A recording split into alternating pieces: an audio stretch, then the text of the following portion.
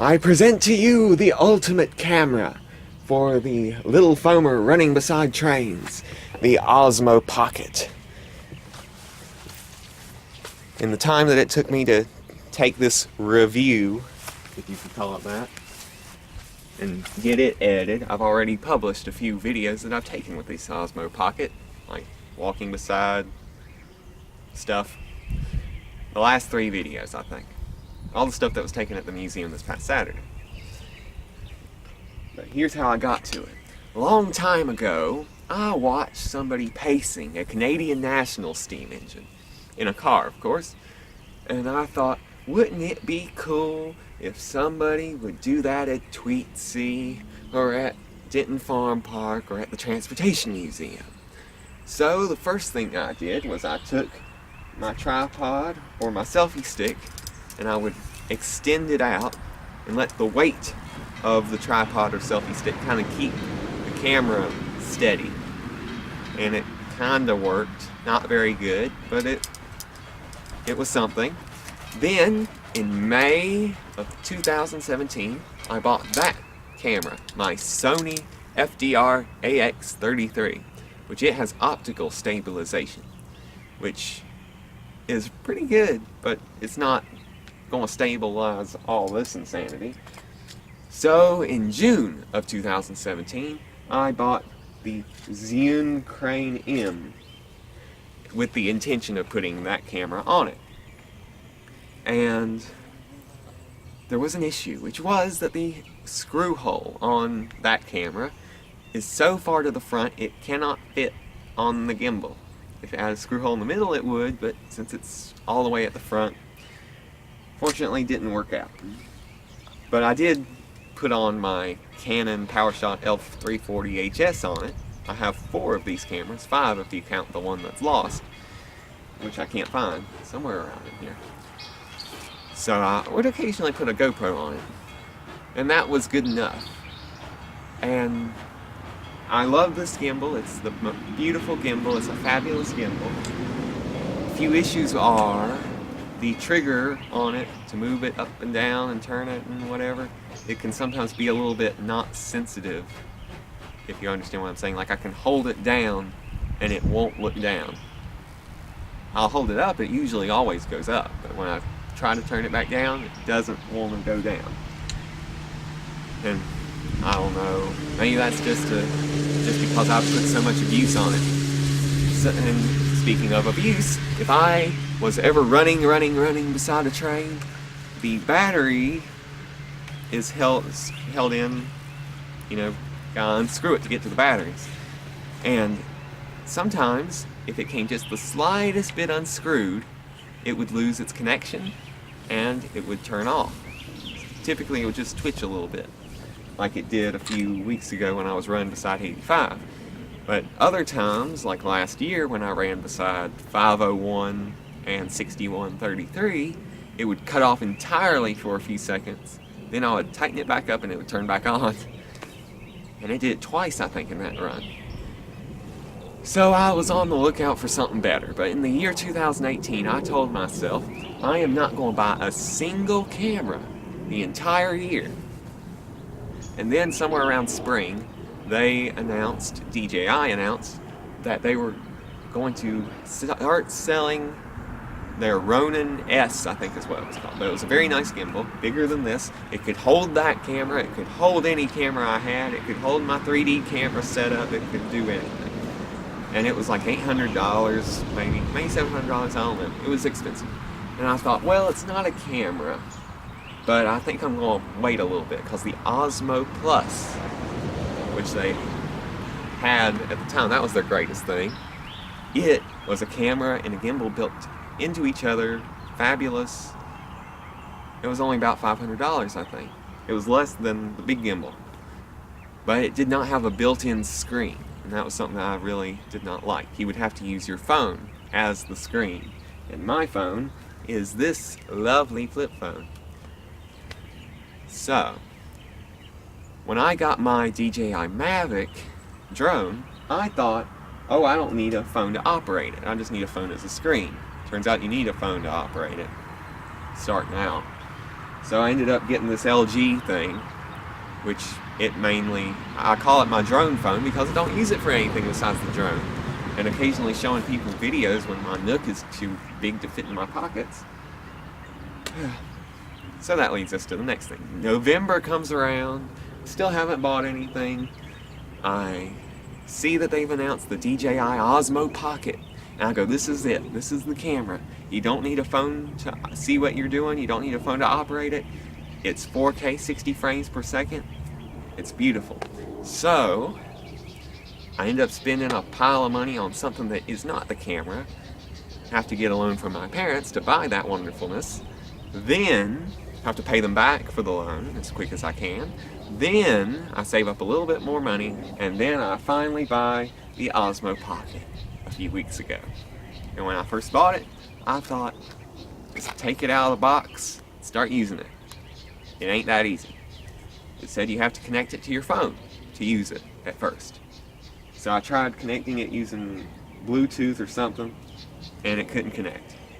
So I thought, well, I was going to buy the expansion pack one day. I was just going to wait till I had a little bit more money saved up.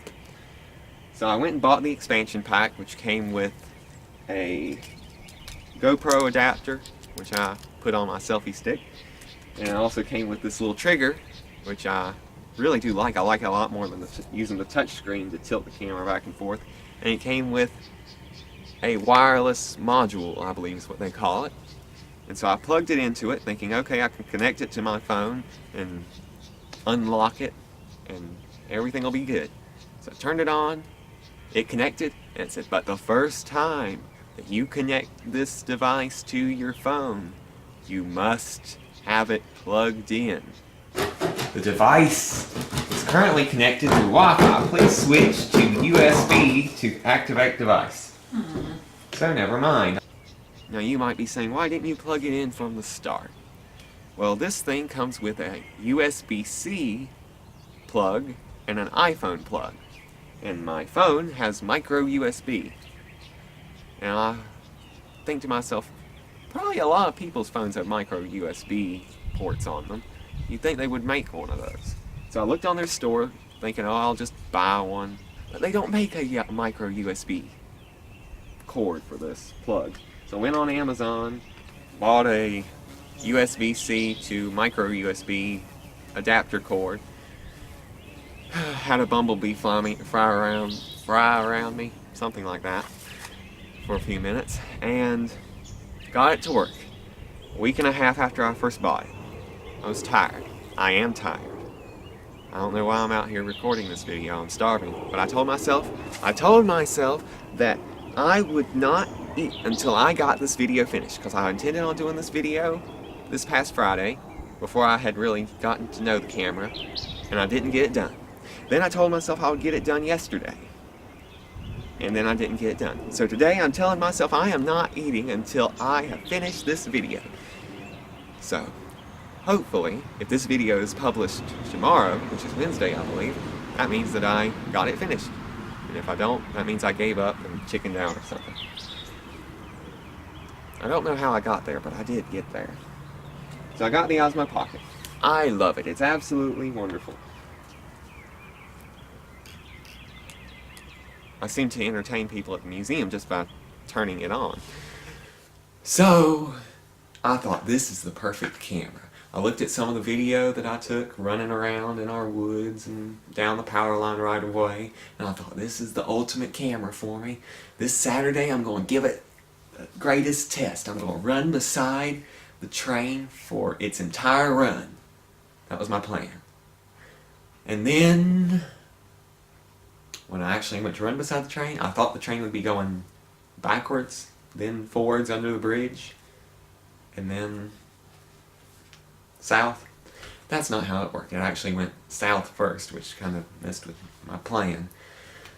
But it still turned out to be a really good video. I recorded it in 4K 60 frames per second. And my intention was to upload that unedited, because my editor on my computer, Cyberlink PowerDirector 14, cannot edit. Well, it can edit, but it can't output that high quality. It can do 4K 30 frames per second, but can't do 60 frames per second in 4K. So I thought, well, it doesn't matter, I can upload it unedited. And then I made a not so great discovery after I got home, which is even though I recorded it all in one go without stopping for 25 minutes, it did not have it in one big, like 20 gigabyte file. It had, how many? Like 3 or 4 3.8 gigabyte files. And so what that means is, instead of being one long thing, like, here's an example. Let's see how good this looks. Focus, focus. Alright. All from here to here, these 4 are that one run. So, I am faced with a crisis because I could upload all of those, one after the other, and have it as high quality as it can be, but it would be like an 8-part video, well not 8-part, a 4-part video of running beside the train, or I could edit it together all in one, lose a little bit of the quality, but it would be one nice long video. And so what I'm actually going to do is upload all of those edited into one in 4K 30 frames per second, and maybe in the future when I get a better video editor I can upload it again in 60 frames per second. Yeah. But this is not all that bad. It means that it'll probably take less time to load on YouTube. It takes our internet over an hour to load 1 minute of 4K video, 4K 30 frames per second. So hopefully it'll slow down our internet a lot less if I lower the quality of it. Thank you all for watching this video.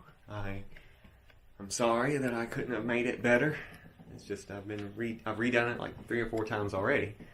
And I would go outside again, but it's raining again. And I'm starving. I need to eat. So, thank you all for liking and commenting and subscribing. I'll try to make better things, like lawnmower trains in the future. So, subscribe.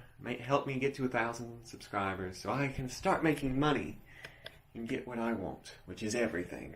Because I want it all. I want